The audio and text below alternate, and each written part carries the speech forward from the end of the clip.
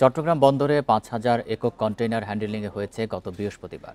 ২৪ ঘন্টায় রেকর্ড সংখ্যক container handling করে ইতিহাস করেছে নৌবাহিনী পরিচালনাধীন চট্টগ্রাম ড্রাই ডক। শুক্রবার এক সংবাদ বিজ্ঞপ্তিতে এই তথ্য জানায় প্রতিষ্ঠানটি। এ সময় আমদানিমুখী কন্টেইনার হ্যান্ডলিং হয়েছে ২,১০১টি।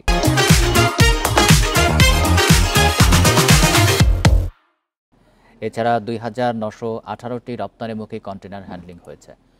৭ জুলাই থেকে বন্দরে এই দায়িত্ব নেয় এনসিটি। এরপর থেকে কন্টেইনার হ্যান্ডলিং উল্লেখযোগ্য হারে বেড়েছে।